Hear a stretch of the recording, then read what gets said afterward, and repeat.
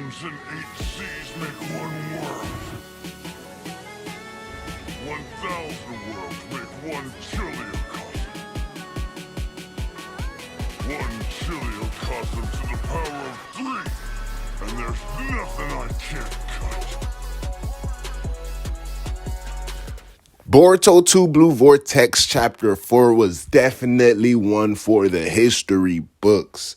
And I want people to understand that this guy Boruto is pulling up and he's about to mean business. Now, it's really this whole thing where the MC typically is the strongest person in his show. If not throughout, where he has instances he needs to learn how to control his power. By the end of the show, he's stamped as like, yeah, I'm that guy. I'm the main character. The story was about me. Now, it's obvious the trend is going to follow with a couple of intricacies and exceptions with certain verses where the MC is portrayed as really strong or very acceptable, but obviously not the strongest. This guy, Boruto, has popped up showing so much development and still has showed us so little of what he has in his bag. It's crazy. It's crazy that the fact that even makes sense, right? The fact that I don't even have to explain that because I know y'all know what I'm talking about. This guy Boruto has showed up with so much development and showing us so little that's in his bag because we know we got a lot in store for us. And that just says a lot by this man Boruto right there, bro. Boruto 2 Blue Vortex Chapter 4 was hand down flames fuego, bro. And I really rocks with it. There's a lot of things we need to touch up on in terms of what went down this chapter and in terms of the direction that they're actually going to decide to go this chapter. So the main thing I want to focus on is Boruto bringing in some crazy things this chapter. Chidori stream and flying RAIJIN. Y'all already know I'm here to talk about the business, right? But before we get to the good stuff,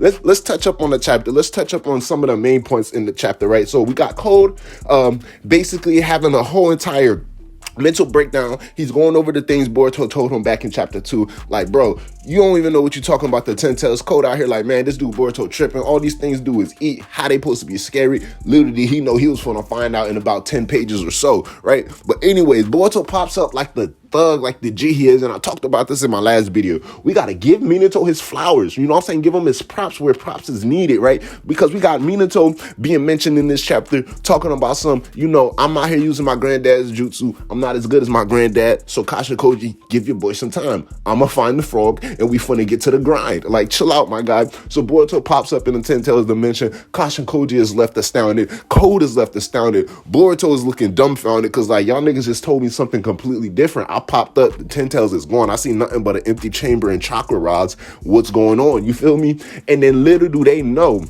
the worst possible case for future that they foresaw, heard, foretold, whatever, for anything happened, it actually came to be. And Kasha Koji by the end of the chapter is letting Boruto know, at the end of the day, we out here making these moves. We understood the high risk of failure. And that gives me a little, you know what I'm saying? Because Kasha Koji was out here moving real different in the inners of the Kara organization, out here trying to make his own seeds, plant his own, you know what I'm saying, grounds in order to make sure his plan comes to fruition. So he knows a thing or two about having to take a step back and be like, all right, I'm going to take the L right now. But just know, I got the bigger picture in goal. You feel me? So Kasha Koji's trying to paint that for Boruto. And Boruto was a little antsy throughout the chapter. But it says a lot about my guy, right? Right? Because these crazy Shinju is popping up. And we really need to talk about that. These Shinju are popping up. That's what they call themselves. Shinju, divine trees. Otsu. It's like, it's so much good stuff that's going down that we can just simply just take away from the chapter and just talk about that in itself, right? The confrontation with Kawaki and Sarada, the Shinju popping up, the whole entire dynamic with Boruto and Code. How is it going to be developing, right? What is it going to affect the relationship, especially if the possibility occurs where Code learns the truth that he actually hates Kawaki and he just wants to originally, like he thought, you know what I'm saying, feed Boruto because he just so happened to be Momoshiki's Vetsu. But What's gonna happen with all of these different plot points? Shikamaru being constantly beating the truth in his dome about, yo, we need to help this guy Boruto. Like, y'all are not listening, right? Kawaki and his delusion of contradicting himself and actually starting a crazy split in the fandom, because he's like, it don't matter if Boruto's trying to save the world. It don't matter if Boruto protected the village. The fact that he's Otsutsuki means he has to die. And Sarada's like, my guy, do you not hear the nonsense that just came out your mouth? So like, you're Otsutsuki. And then Kawaki rebuttals, but I'm an Otsutsuki that kills Otsutsuki. You just destroyed your whole argument, Kawaki, because you just said it doesn't matter what you do. It's the fact that you're Otsutsuki. So it doesn't matter if you're Otsutsuki that kills Otsutsuki. You're Otsutsuki, bro. You gotta die. Now he's trying to make himself the exception to the rule. And I get that. But Kawaki's delusion is working this magic right now. So he definitely has to undergo a whole different character awakening. And that's going to be a very interesting topic I want to touch on as well.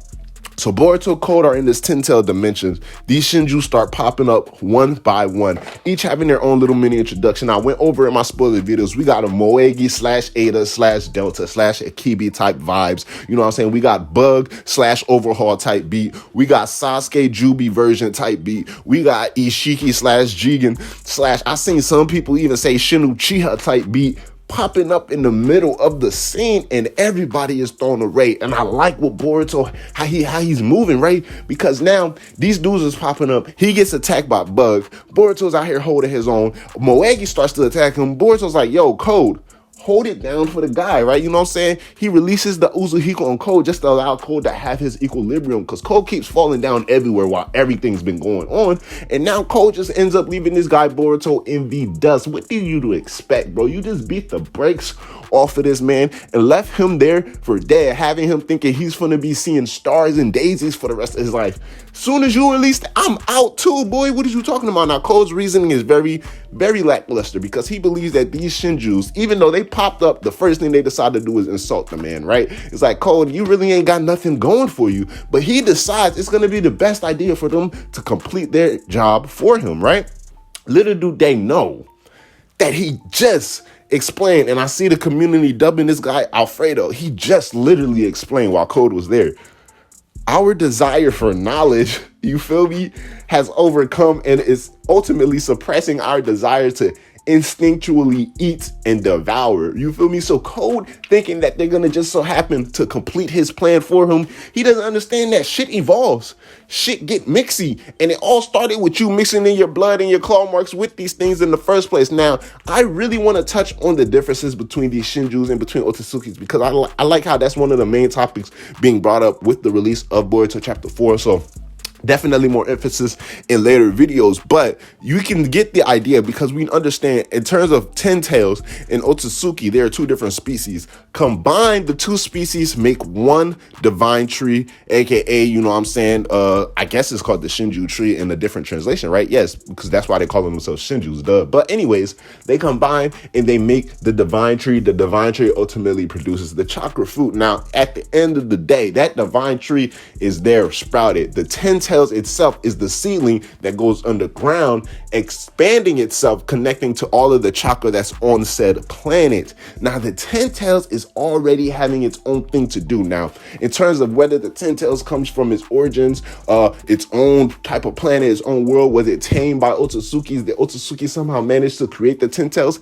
Did somehow the Otsutsuki manage to come from the 10 tails? And we're starting to see a little bit of it's going back to its roots. Maybe this is way back in millennial, before Shibai days, maybe back to OGs on the channel gonna remember, back to Tutu Otsutsuki days, back when my guy Tutu Otsutsuki was rocking around with both of the Jogans in his eye, you know what I'm saying? Maybe back then it was like, you know, you had 10 tails, you had divine trees, boom, you had a little mix of 1-2-1-2 with the evolution, devolvedness, you know what I'm saying? Boom, Otsutsuki ended up being born. A couple of Otsutsuki being born, they started to see, okay, we can go a different way about creating our clan. Instead of trying to, you know what I'm saying, depend on the divine tree to ultimately evolve and end up exactly how we ended up. So then they started going about devouring planets, creating chocolate fruits, and then producing the karma seal. So it's a whole lot of interesting things we can connect. But at the end of the day, for what we know right now, it's two different species, two different entities. So these Shinjus aren't Otsutsuki, but we see on this one specific Shinju, he got some crazy ancient patterns on his body that ties back to some of the original Otsutsukis we've seen in terms of Kaguya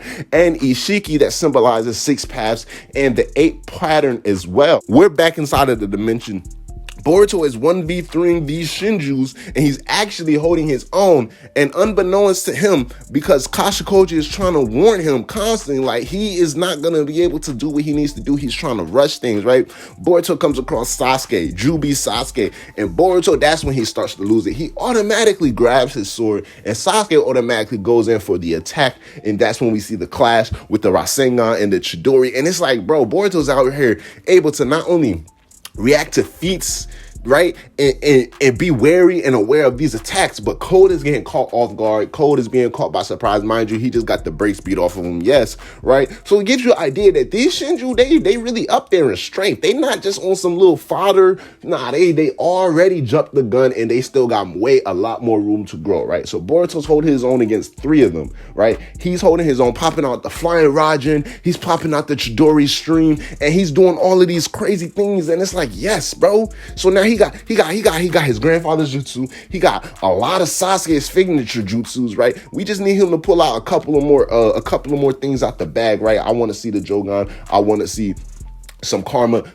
resurrection action. You know what I'm saying? I want to see my guy Boruto pull out the karma seal, but that's going to be saved for another day. I want that to be saved. I want that to be put in the cut. I want the Jogan to be put in the cut. Right now, what Boruto's doing is like, he's letting us know, like, I'm here with it. I can do like, come on, let's be real. Boruto hasn't even popped out a shadow clone. Like, come on, he's not even going that hard. Like, at the end of it, at least do a shadow clone, right? You know, in the Uzumaki family, nigga, don't pull out a shadow clone in a fight.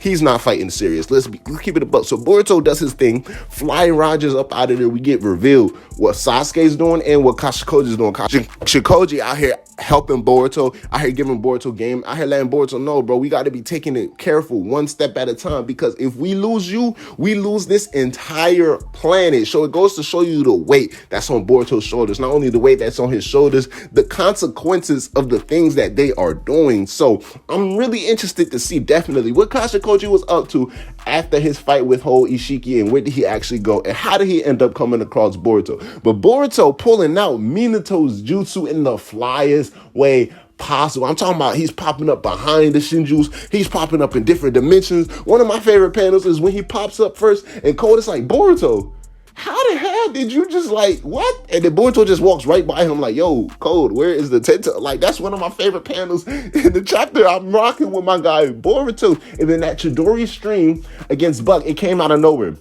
Let's keep it a buck. Boruto was already akin with lightning release. He already had a whole bunch of lightning different jutsus in his arsenal, but that Chidori stream came out of no freaking way. And I'm gonna keep it a buck. When I saw the spoilers, I thought it was Boruto getting attacked with that lightning jutsu, not the other way around. So that's even better, bro. But I'm definitely rocking with the development. I'm definitely rocking with the new abilities that Boruto has showcased, and the fact that he's still, just because I know, bro, what this guy has in store, he still hasn't showed us like even halfway deep into his back. Like he hasn't, like what his Boruto stream looking like right now. Like that Boruto stream is probably finna, imagine Boruto pops up 2 shadow clones, he hits a Boruto stream, cloaks his sword in lightning, and then his other hand in the Uzuhiko. Like, what are you talking about, bro? Like, come on, let's not do this, bro. Don't put that man in Ninja Store, because the game is gonna be done. The game is gonna be done, bro. It's your boy Black Chapter 3. Boruto 2 Blue Vortex Chapter 4 was fire. Stay tuned for other topics, because we're gonna be breaking down a whole lot of things, especially the dynamic with